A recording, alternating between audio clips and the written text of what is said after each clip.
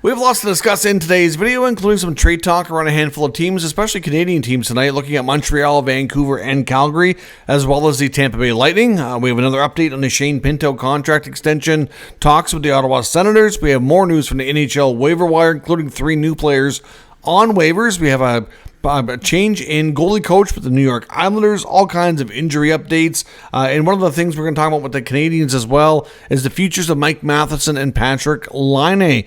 Will they be extended? Could they be moved? We'll discuss their futures and more, plus a very emotional Brad Marchand return to Boston coming up next.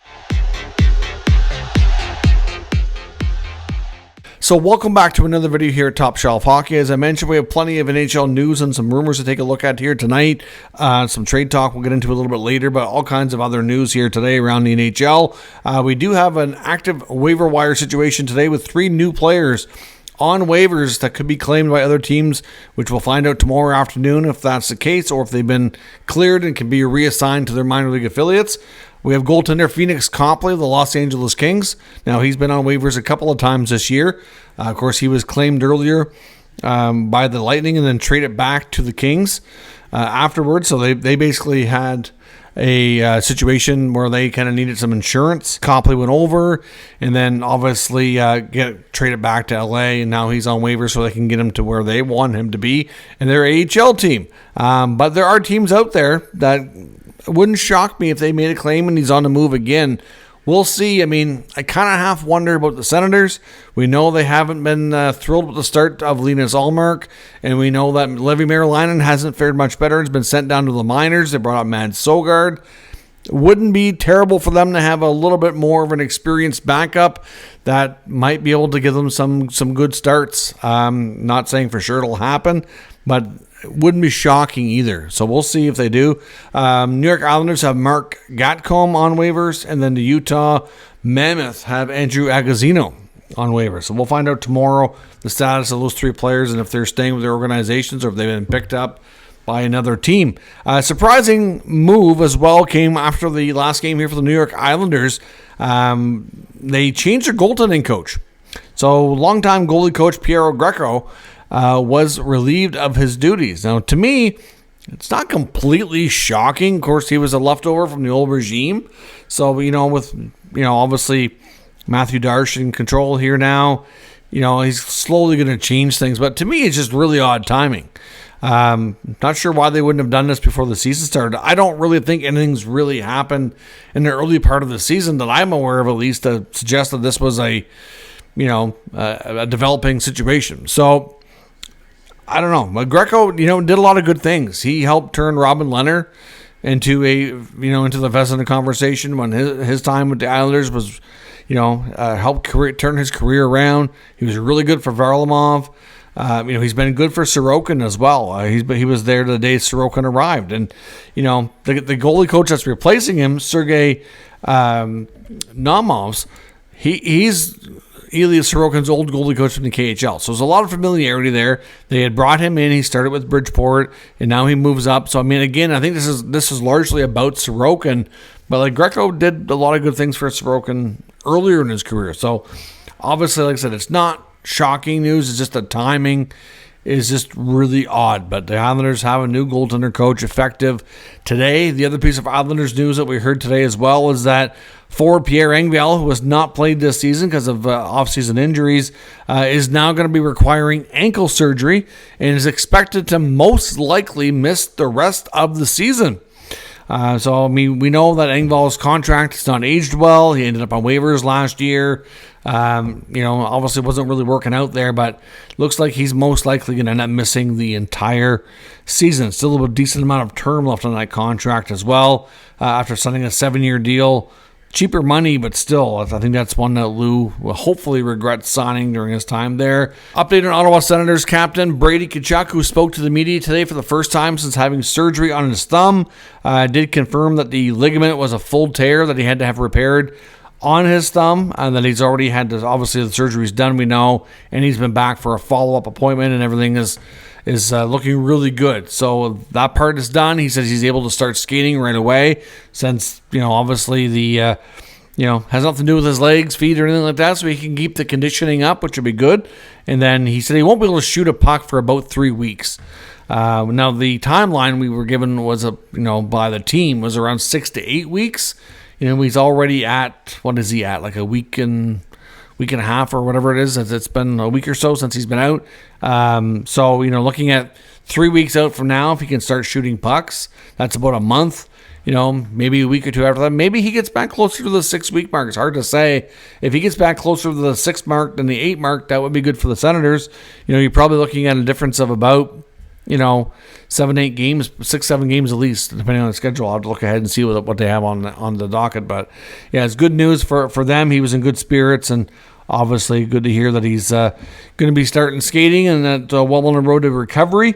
The Vegas Golden Knights today recalled goaltender Carl Lindblom because of the Adin Hill injury. Adin Hill was considered week to week now, and Noah Hannifin's going to be out for a little bit as well, going on IR, and Jacob Megna has been recalled to replace him.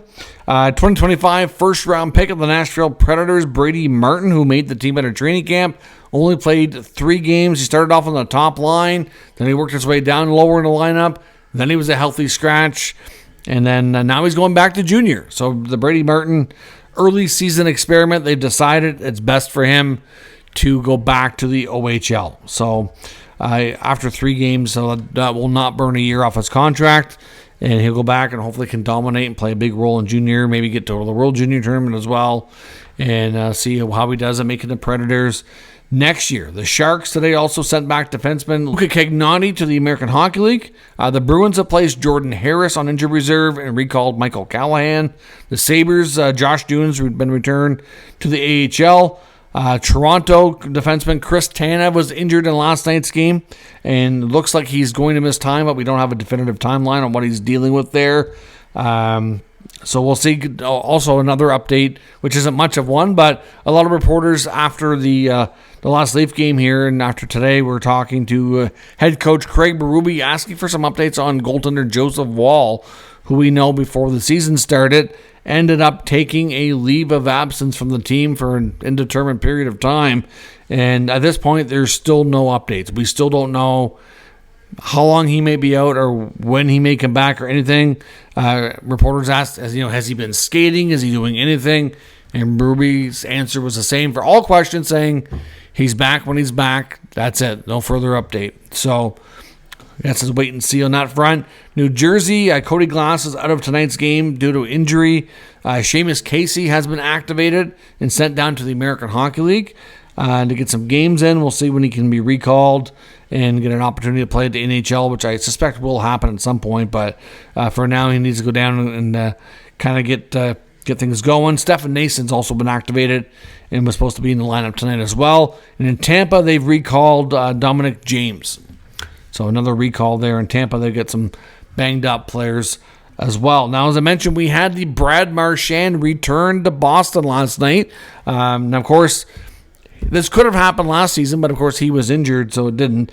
But Brad Marchand had his return to Boston last night in a Florida Panther uniform, and obviously he had a lot of memories there, long time, lots of success, and the welcome back tribute got him very, very emotional. Brad Marchand had big crocodile tears coming down. I mean, you could tell just how, much he loved his time there.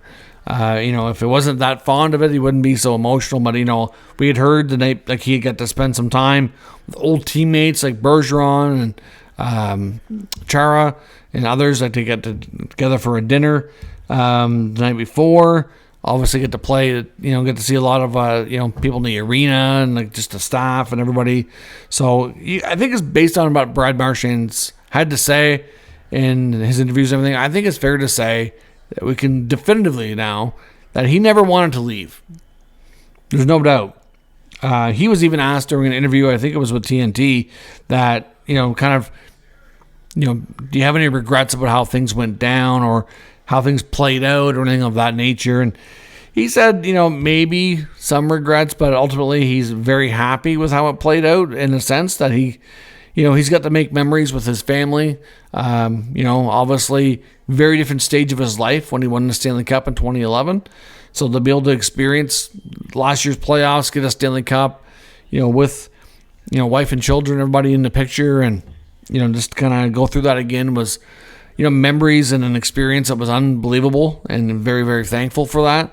So clearly he's not unhappy with how it turned out, but it sure sounds like, if things would have worked the way he wanted, that he would have got an extension and would have finished out his career as a Bruin. Now, obviously, looking back, he's happy with how it turned out now, but at the time, I think it's fair to say that it wasn't a fond experience, in that you could tell how much he didn't want to leave, but just how emotional he was. Like, watching him on the bench, fighting the tears, and, like I said, the big crocodile tears coming, completely broken down. It really got to him, which was, a softer side of Marchand that you don't often get to see. Now, another update today as well from Elliotte Friedman on the negotiation going on between the Ottawa Senators and centerman Shane Pinto, who's been on fire to start the season, tied for league leading goals with 7. One team executive told Elliotte that he thinks the Senators may have a hard time getting him to sign for a long-term 7-8 year deal, that they may not have a choice but to go shorter term, like 3 to 4 years. A couple of reasons for that. One, we know a lot of players right now some are taking the security, and some just rather have an opportunity to cash in again with a rising cap in a few years, because the cap's expected to go up a lot next few years. So, being able to renew your contract in 2 or 3 years or 4 years, like a lot shorter term than 7-8 years, might allow him to make a lot more money in the long term. And then there's also the possibility, getting to unrestricted free agency sooner. Now, that would get him there in 2 years if they did a 2-year deal. So he says that it's pretty much a given that the Senators will not want to do a 2-year deal, that they're going to want to go at least 3 or 4. 3 years would have him expiring the same time as Captain Brady Tkachuk. Not really ideal for the team to have 2 big pieces like that coming up for contract renewal at the same time, especially both being unrestricted. So it probably would be their preference to go 4, not 3, which is what my gut take is on that. But according to Elliotte, he thinks that with what he's been told, that Pinto's camp might be pushing for a 3-year deal. But that's just one other executive's opinion on what he thinks is happening. Of course, we really don't know. All indications are from what we've heard from Pinto's camp, that I think they're open to staying long-term and doing a long-term deal. A lot of it's going to boil down to what the offer is. So far, these negotiations between the two sides has been tough. I mean, his agent is notorious for this too. So it shouldn't be a huge surprise, but we'll have to wait and see how negotiations go on that front. Elliotte had a bunch of other updates too, as well as Frank Seravalli on a couple things here today. For trade talk, I know in Tampa, Elliotte Friedman was saying that with Tampa's slow start, that don't be surprised if Julian Brisebois, the GM of the Lightning, feels like there's something broken or that something needs to be fixed within that team, that he'll be aggressive to try to get it done. Tampa is not ready to accept the fact that their window might be closing, and that they're going to do everything they can to make sure that they remain competitive and remain trying to be a playoff team. So they're not going to take to kindly and just accept it. Like, some teams you'd be like, okay, well, maybe our window's closing, maybe our team's getting older.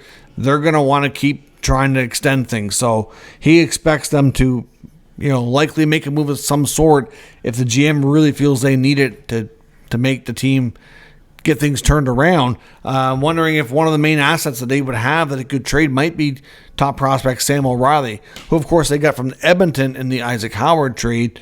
They don't have a lot of higher end prospects, and O'Reilly's I'm not sure if I call him super high end, but he does project to be a pretty decent NHL player at this stage.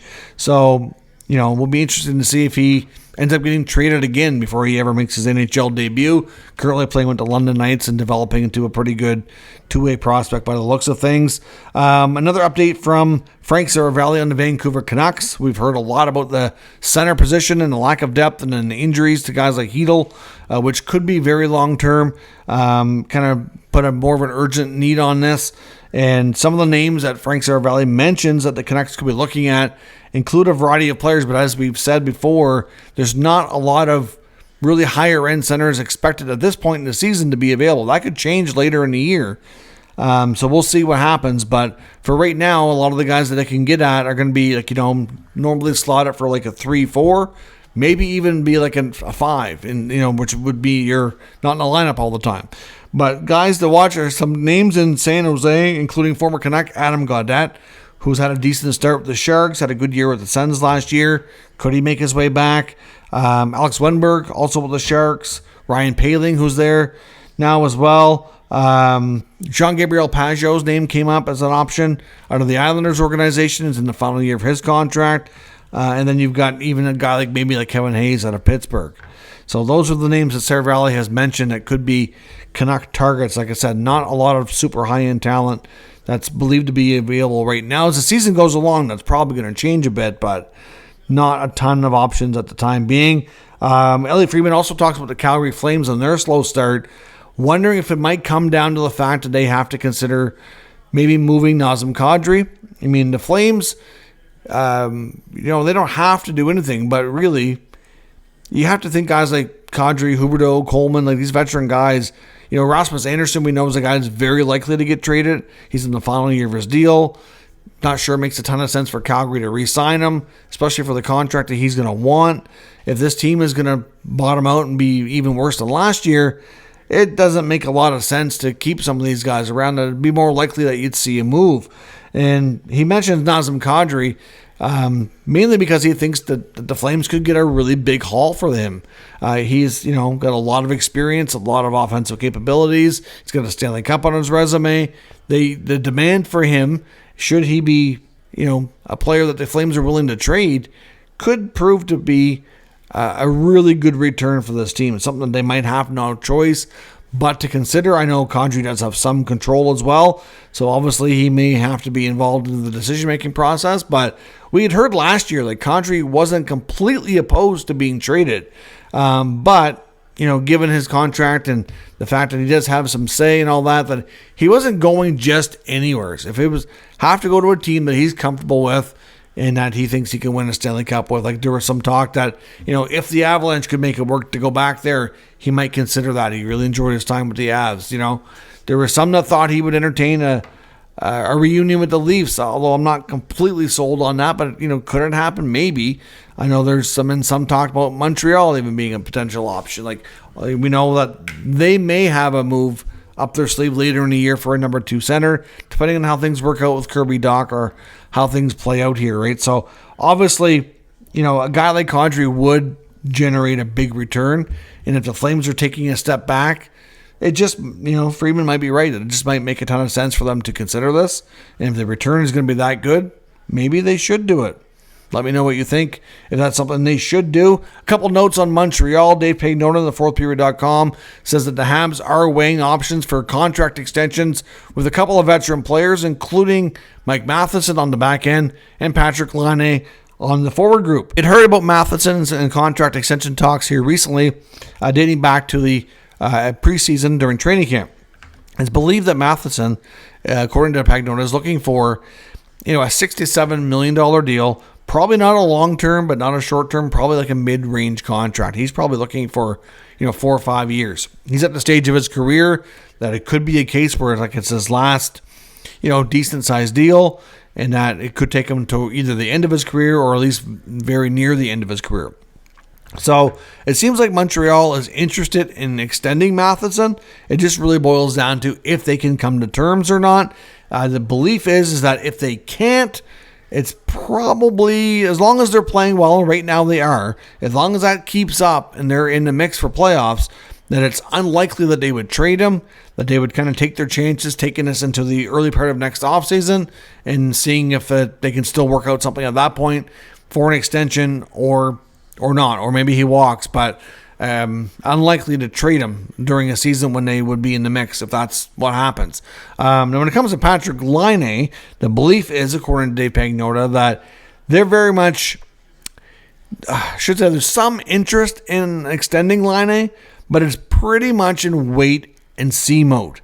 Based on how he played last year in a limited time, missing time, putting up 20 goals, a lot in the power play, they liked a lot of what they saw, but there was also the drop-off in his production later in the year.